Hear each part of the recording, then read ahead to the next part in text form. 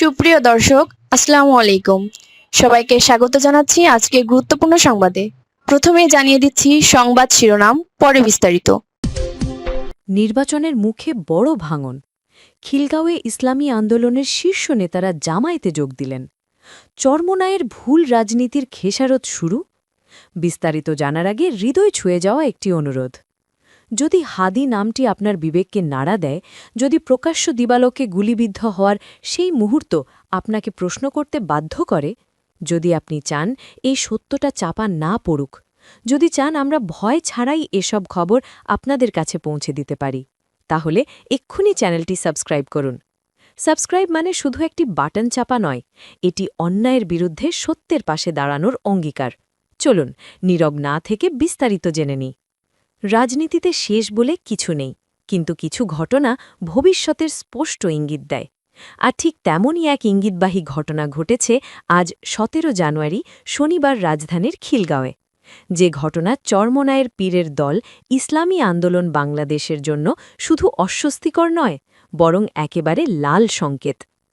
আজ খিলগাঁও এলাকায় দলীয় সিদ্ধান্তের বাইরে গিয়ে ইসলামী আন্দোলন বাংলাদেশের ঢাকা মহানগরী দক্ষিণের ৭৫ নম্বর ওয়ার্ড সভাপতি গাজী নাসির উদ্দিন, প্রভাবশালী ব্যবসায়ী কাজী আখতার হোসেন সহ মোট ১০ জন নেতাকর্মী দলবল নিয়ে বাংলাদেশ জামায়াতে ইসলামীতে যোগদান করেছেন।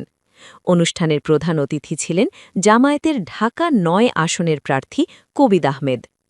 এই যোগদান কি শুধুই একটি সাধারণ দলবদল, নাকি এটি চরমোনাইয়ের ভুল রাজনৈতিক ক্যালকুলেশনের বিরুদ্ধে তৃণমূলের নীরব বিদ্রোহ? নির্বাচনের ঠিক আগমুহূর্তে কেন এই ভাঙন? কেন চরমোনাইয়ের কর্মীরা একে একে জামায়াতের পতাকা তলে আশ্রয় নিচ্ছেন? আজকের এই বিশ্লেষণের প্রথম পর্বে আমরা দেখব মাঠের রূঢ় বাস্তবতা, যা অনেক দিন ধরেই চরমোনায় অস্বীকার করে এসেছে। চরমোনাইয়ের ভুল অঙ্ক। নেতা ভেবেছিল, বাস্তবে হল লোনার। চরমোনায় যখন জোট ছাড়ার সিদ্ধান্ত নেয়, তখন তাদের আত্মবিশ্বাস ছিল আকাশচুম্বী। তারা ভেবেছিল, আমরা বের হয়ে গেলে অন্য ইসলামী দলগুলো আমাদের সাথে চলে আসবে। তাদের ধারণা ছিল জামায়াত একা হয়ে পড়বে, কোণঠাসা হবে, রাজনৈতিকভাবে দুর্বল হবে। কিন্তু বাস্তবতা বলছে ঠিক উল্টো কথা। আজ সকাল ৯টায় মগবাজারে জামায়াতের জরুরি বৈঠকের চিত্র পরিষ্কার করে দিয়েছে, জোটে থাকা অন্য কোনো ইসলামী দল চরমোনাইয়ের ডাকে সাড়া দেয়নি। কেন দেবে? রাজনীতিতে আবেগ দিয়ে পেট ভরে না। নির্বাচনে টিকে থাকতে লাগে টাকা, লজিস্টিক, কর্মী, কেন্দ্র পাহারা দেওয়ার সক্ষমতা, মাঠ দখলের শক্তি। চরমোনাইয়ের সাথে গেলে ছোট দলগুলো কি পাবে?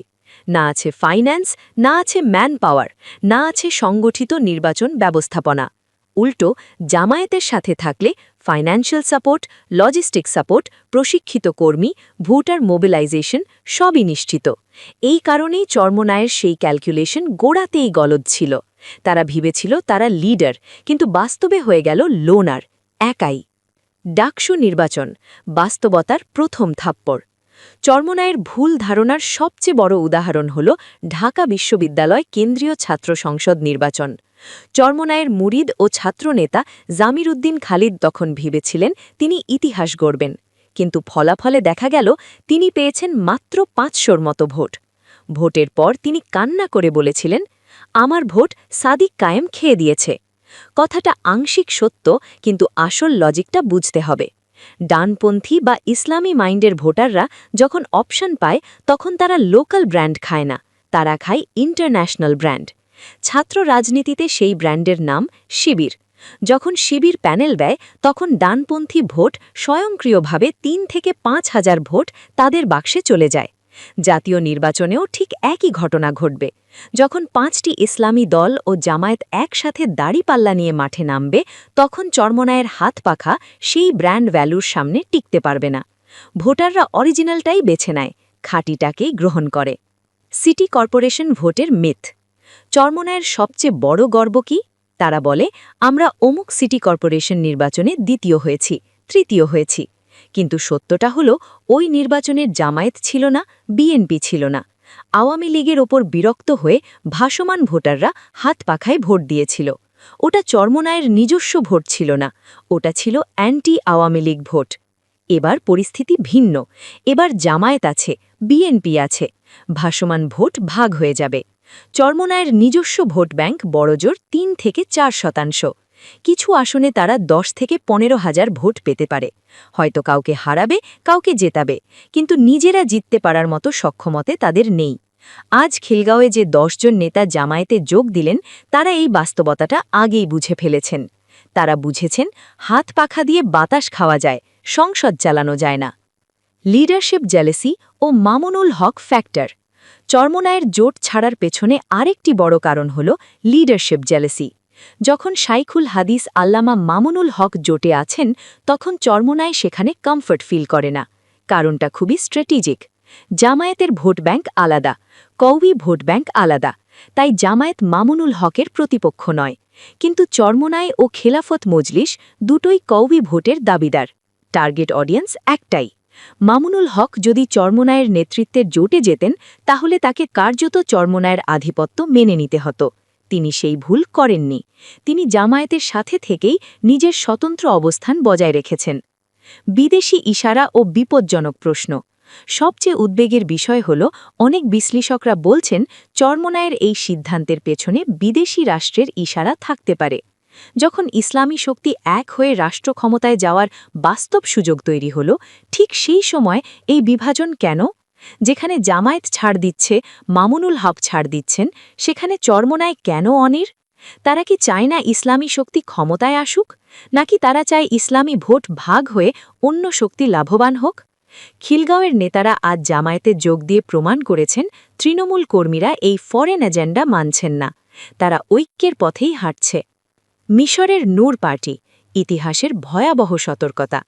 আজ বাংলাদেশে যা ঘটছে তার প্রতিচ্ছবি আমরা দেখেছি মিশরে। মুসলিম ব্রাদারহুডের ড মুরসি যখন প্রেসিডেন্ট হলেন, তার জোটে ছিল সালাফিপন্থী নূর পার্টি। এই নূর পার্টি হল মিশরের চরমোনাই। ক্ষমতায় যাওয়ার ৩ মাসের মাথায় তারা সেনাবাহিনীর সাথে ষড়যন্ত্র শুরু করল। ফলাফল, ১ বছরের মাথায় মুরসি ক্ষমতাচ্যুত আর নূর পার্টি স্বৈরাচারী সিসির পাশে। বাংলাদেশেও অনেকের আশঙ্কা ছিল, চরমোনাই কি সেই নূর পার্টির ভূমিকায় যাবে? আল্লাহ যা করেন মঙ্গলের জন্যই। নির্বাচনের আগেই তাদের বেরিয়ে যাওয়াটা হয়তো শাপে বর হয়েছে। ইসলামী রাষ্ট্র প্রতিষ্ঠা শুধু লোক জমায়েত আর গরম বক্তৃতার বিষয় নয়, দরকার বিচক্ষণতা, প্রজ্ঞা আর অসীম ধৈর্য। চরমোনাই বা যারা আবেগের বশবর্তী হয়ে জোট ভেঙেছেন, তারা হয়তো সাময়িক হাততালি পাবেন, কিন্তু ইতিহাস তাদের ক্ষমা করবে না। খিলগাঁওয়ের নেতারা পথ দেখিয়েছেন, ট্রেন ছেড়ে দিয়েছে। এখন উঠবেন নাকি ইতিহাসের প্ল্যাটফর্মে পড়ে থাকবেন, সিদ্ধান্ত আপনার। ভিডিওটি কেমন লাগলো জানাতে ভুলবেন না। নতুন হলে অবশ্যই সাবস্ক্রাইব করুন এবং বেল আইকন বাজিয়ে রাখুন।